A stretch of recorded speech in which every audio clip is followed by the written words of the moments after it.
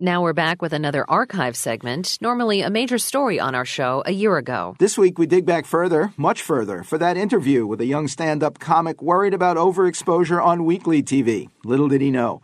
From our May 25th, 1986 Newsweek on-air broadcast, hosted by Warren Levinson of Associated Press and me. Saturday morning, the doorbell rings, and like many Americans, I answer it. I open the door, and there's this guy dressed in a banana suit holding a flute. Why me? I say to myself, why do these people always pick me? Then the guy hands me his card, A1 Banana Control. He says, you've got a banana problem, and I'm the answer. And I'm thinking, hey, pal, I'm the answer. You're the problem when a real live banana drops out of the light fixture and lands on its feet. Imagine that. You just did. You saw it on the radio. So begins another fantastic adventure by a comedian named Jay Leno for the Radio Advertising Bureau. Leno's spots highlight radio's power to conjure up images in the minds of listeners, but they also highlight his talent for leading his audience from the commonplace to the comically absurd. After 15 years of making people laugh in clubs large and small, Leno has finally made the big time. In March, he sold out Carnegie Hall. All this month, Showtime Cable is running his clever, ambitious Jay Leno and the American Dream special. His appearance this coming week on Late Night with David Letterman will be his 31st, more than any other guest, and his manager is negotiating with NBC for a series of Saturday night specials this fall. Leno earns more than $600,000 a year, but he still spends 300 nights a year on the road, booked more than a year in advance. He began another of those road tours this weekend, but we chatted with him before he took off. Here's that conversation. Jay, the Newsweek story says you were the class clown back in high school near Boston. When did you know you were funny enough to make a career out of that talent, maybe a small fortune?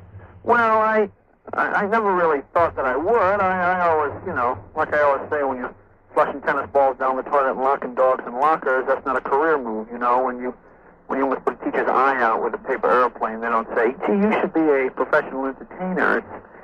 I guess I started after college. I always assumed I would be some sort of gregarious salesman, and I would tell jokes to people and maybe hang around nightclubs or maybe try to be an MC at one of the local clubs in Boston, but then I would always have some kind of a day job. It really wasn't until I moved to California and started doing it full-time that I realized. See, when I got out of school, I still lived in the same apartment that I had in college, and I was making $10 a night here and $20 a night here and doing the B'nai B'rith Kiwanis Club Nights at Columbus Rotary Luncheon Circuit, And I just figured, well, that's probably what I'll do, and I'll get some kind of a day job sometime to help me. And you were an auto mechanic. I never really thought that I would make a living doing it. Was there a fatal step somewhere where you knew that you weren't going to have to get a day job? A fatal step? Well, that would mean I would have been killed, and then my manager could have released an album, The Early Leno Years, and then it would have gone on to become quite famous. No, I don't know. Obviously, the step that officially puts you in show business is when you do the Tonight Show the first time. Because now you're in the same business as Bill Cosby and Don Rickles and all those kind of people. But I guess the first time was, let me think. I guess the Tonight Show, really, officially. The strange thing about the show business is you probably have more security and know more about the business your first week than you do after 10 years. But there was a long road leading up to the Tonight Show. Tell us about some of the different kinds of places you had to play before you were an overnight success, as far as we were concerned. Yeah, well, it was a fun road. Like when I was out of college, I was working in strip joints, and I was making $20, $30 a night working in strip joints, and my friends. Here I was, 23-year-old guy. I'm sitting in a dressing room with 6 naked girls. They're all giggling, and my friends are going, what a horrible job. They're in Wendy's working as assistant managers for $3.15 an hour, and I'm telling jokes to naked girls. I mean, how bad could that be, It was fun because each step along the way, you get a little bit better and you learn a little bit more. And it was a lot of fun. I mean, I genuinely enjoyed doing it. This isn't the kind of thing I do to hopefully direct King Lear or something. I like doing stand-up comedy. It's what I want to do. And success and money is a wonderful way to keep score, certainly. You say you love stand-up comedy, but when you go on Letterman or the Carson Show, it's always sit down. It's always the interviews instead of doing a routine there. Why is that? I just don't think stand-up comedy works on TV as stand-up comedy. I mean, I think TV is like show and tell. When you have a guy just stand and stare, at the camera, unless you're a physical guy, unless you've got props and you're doing something, but just to stand there and stare at the camera for 7 minutes, it really just becomes radio with a picture. You know, it's like when they show somebody in Libya and they show a picture of the guy in the corner and they show you a map of the country and you hear him talking. That's really all you need.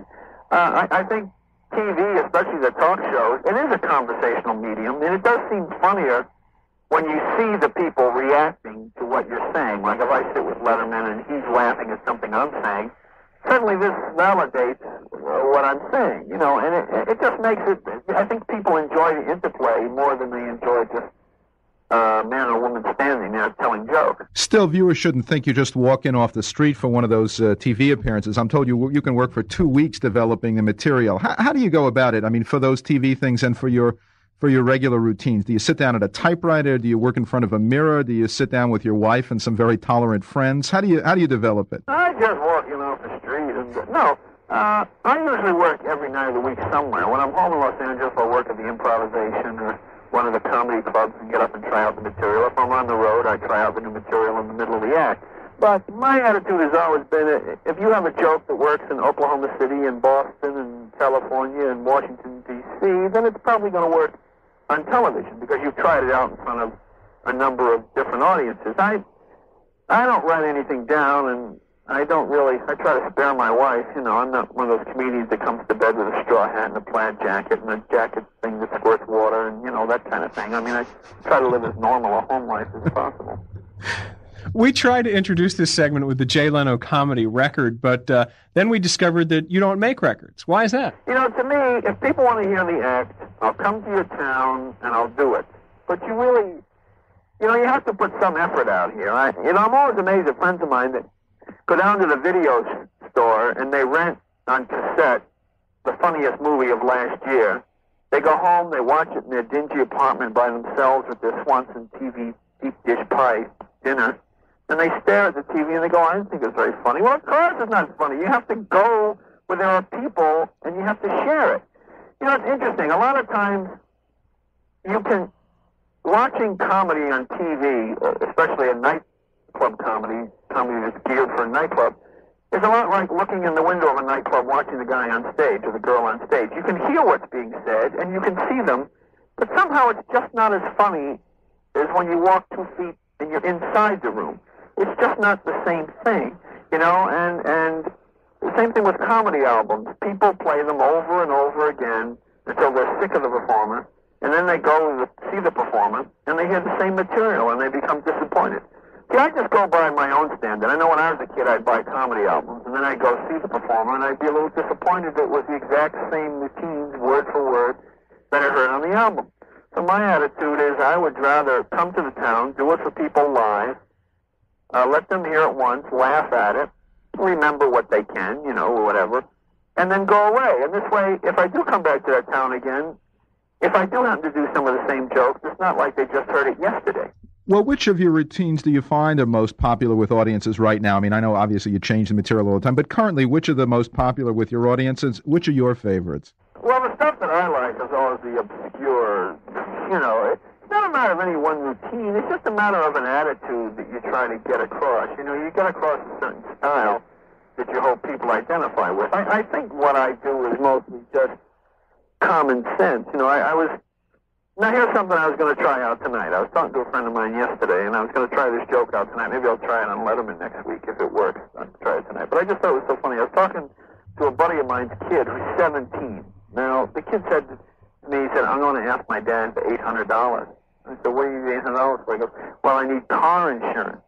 And I said, well, are you going to pay him back? He goes, oh, yeah, I'll pay him back. I figure, like, when I smash up the car, I can just pay him back with the insurance money.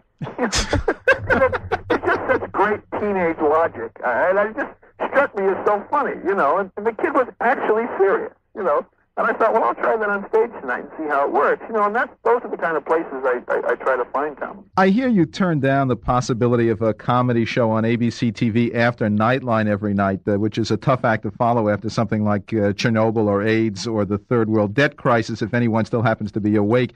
Tell us about some of the projects you are moving ahead on. Projects I'm moving ahead. You know, I guess I'll try and do some things for NBC. I'm going to try and do some comedy stuff for NBC. I don't really want to do a sitcom. You know, it sounds very snobby to say you don't want to do that, and I don't mean to imply that people are throwing them on me. It's just, you know, playing the next-door neighbor on Who's Got the Butter or something like that is really not what I want to do. I mean, I really like the live performing, and I think sometimes if you're on TV every week, all the time, people get a little tired of you, because you're obviously not going to be as funny every night as you are when you can hone something down and polish it and then come to a town and do it. Well, you do nice work. You've improved our show. We thank you very much, and we wish you good luck. And there'll be a little something extra in your envelope this week as well. That was Jay Leno, a stand-up, sit-down, all-round funny comic whose overnight success these days has only taken 15 years. We're glad he hung on. Leno before tonight from our May 25th, 1986 Newsweek on-air broadcast. Exactly 6 years later, to the day, Leno parlayed his many guest appearances on Tonight to win the host chair that many thought should go to David Letterman, who soon became the competition at CBS. There were also bad feelings in 2009 when NBC made the younger Conan O'Brien Tonight Show host, but gave Leno a primetime show that foundered, losing a good lead-in for O'Brien and bringing Leno back to Tonight. Some fellow comics derided Leno's style of humor, but he won the ratings game through most of his time at Tonight. And a rich roster of stars showed up at his final show, including Oprah Winfrey, Jack Black, Carol Burnett, Garth Brooks, and Billy Crystal, his very first guest 22 years earlier. I don't need to be fired 3 times. I get the hint, Leno joked, as NBC again prepared to replace him with a younger comic, Jimmy Fallon, who will bring the show back to New York. But Leno is expected to continue showing up for the live gigs he loves Sunday nights at the Comedy and Magic Club in L.A. County's Hermosa Beach. I'm Katherine Herzog. I'm David Alpern. We'll visit the archive again next week. Now, theme music from Jay Leno's Tonight.